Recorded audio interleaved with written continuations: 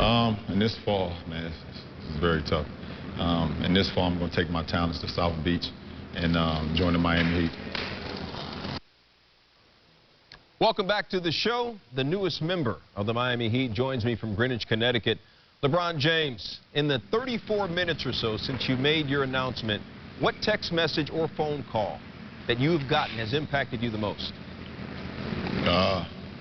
Still, I haven't even turned my phone on yet. My phone has been off, and I haven't even, on purpose.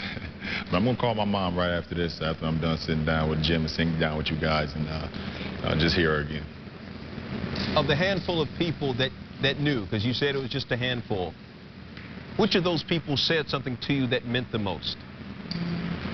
I think all the people that did know.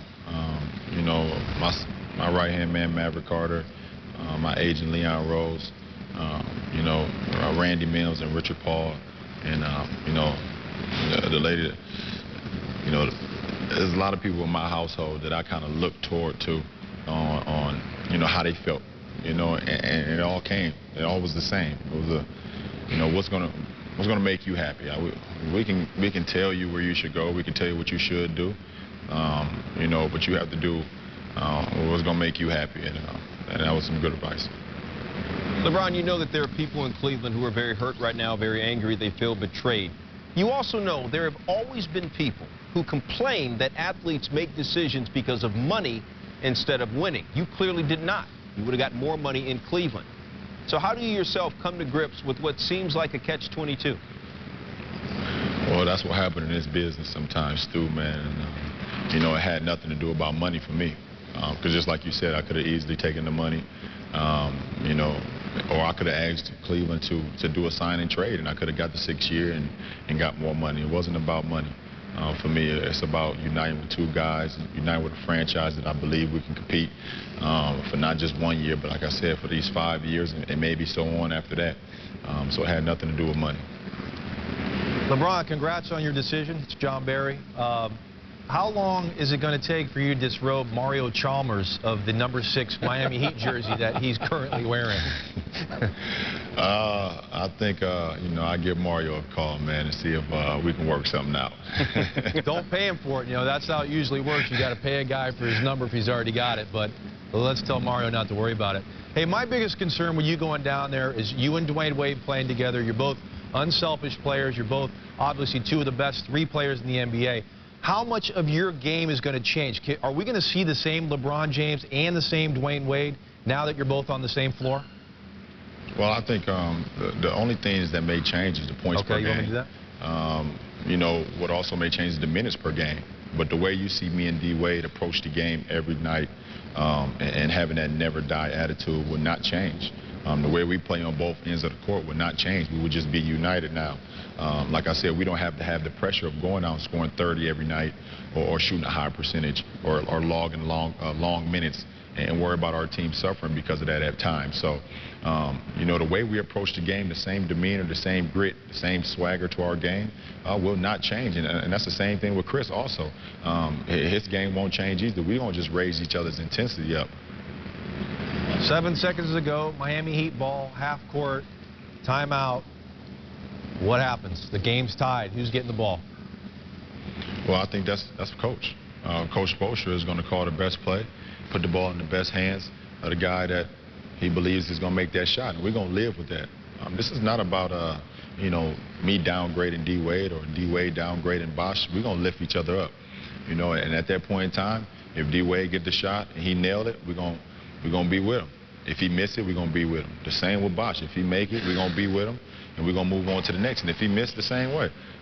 You know, or if I have the ball and I see someone open, like I've done plenty of times, if I draw 2 defenders and I kick it to a guy, he has to nail it. And that doesn't mean it's always D. Wade or Bosh. The same with Mario Chalmers. And if I draw a guy and Joel Anthony is under the rim, he has to be able to go up and make plays. So this is a whole team thing right here. And there's no personal agendas at all, or we would have just stayed where we were. I could have stayed in Cleveland. Bosh could have stayed in Toronto, and D. Wade could have been in Miami. But this has nothing to do about an individual. LeBron, this is Mike Wilbon. I want to ask you one more question going back to the Olympics. When you came back from the Olympics, I remember you were just ecstatic, and you would play with these guys.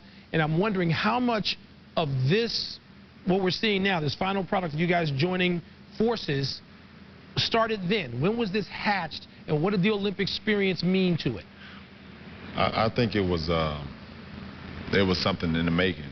The fact that we was in the same draft, the fact that we went through some of the same struggles on an Olympic team, and the fact that we finally was able to accomplish our goals on winning the gold medal, the fact that we all signed the same deal a few years ago, and now it's like a dream come true. It's like everything was meant to happen this way. And, you know, on the court it's going to speak for itself, of course, but I think the friendship has been there from day one. LeBron, Stuart Scott back with you. On a scale of 1 to 10, 1 being none, 10 being 100%, the statement, you wanted to play with a team that was good enough to beat the Los Angeles Lakers next season. How much truth to that statement is there? There's no truth to that. Zero.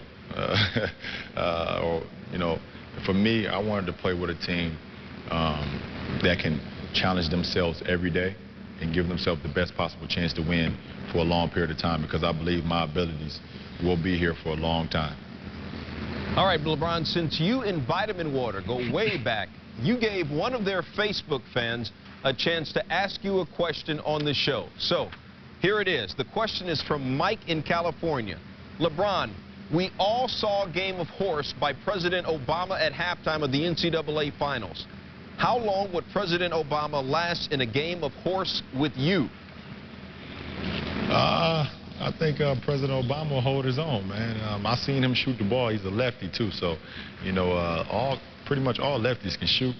He's worked on his game a lot. I've seen him playing with the North Carolina University also. So I think he'll hold his own. But how long will he last? I'm not sure. It all depends. He might have home court. I might have to go to his home court down there in Washington. So he may beat me.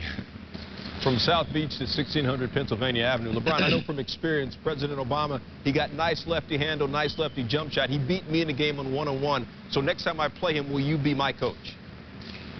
Oh, I got you, Stu. All right, I appreciate it, man. Thanks for the time. Your teammate, Stuart. One-on-one. I mean, you know, I can't go with him. I'll substitute LeBron in for me. All right, guys, what kind of impact does the LeBron James decision have? We know what impact it's going to have on Cleveland. We know what impact it's going to have on Miami. What impact is it going to have on the NBA? Wow. I mean, well, you got a super team, or at least the appearance of one out there. I mean, this is going to be a team that is followed like, you know, we always talk, we compare basketball players, particularly because they're so recognizable to rock stars, even though in some cases, the last case, Michael Jordan was bigger than any rock star just about. So you're going to have that kind of celebrity team, which every single night, SportsCenter is going to have to lead the broadcast with their results. Every night. If they lose a game, we're going to overanalyze it and overreact to it. And so that's the immediate impact in Miami. And by the way, it's going to change the landscape even of Miami. I saw this with Michael Jordan in Chicago and Michael Jordan in Washington. When you have this kind of thing, it changes downtown physically. It changes it economically. And that's going to happen with Miami. But also, these other teams, I mean, what are they going to do? The Knicks are going to have to be resourceful and look for some more trades. The Bulls are going to have to make another signing, and they've already made a good one with Boozer, with Carlos Boozer. But what teams in the East will be able to challenge them? To me, Orlando should be re-energized, JB, because they're a team that's already been to the finals, and they can say, I'm sorry, well, we're chopped liver. We're not in the league anymore because Miami got a team. We got a team, too. Oh. So I think the East has been reshaped, Stuart, and now you can look at the East, perhaps, as being, I think, stronger than the West. Teams like Phoenix have been reduced. Utah has been reduced. I think the strength now is in the Eastern Conference. There's still a lot of work to be done. I mean, like LeBron said, we have basically 4 guys on our roster. We can't just show up in NBA arenas and expect to win. Pat Riley has his work to do now. He did his job. This is what he had to do, go get LeBron. But there's a lot more work to be done to get this Miami Heat to be a legitimate title contender. But big credit.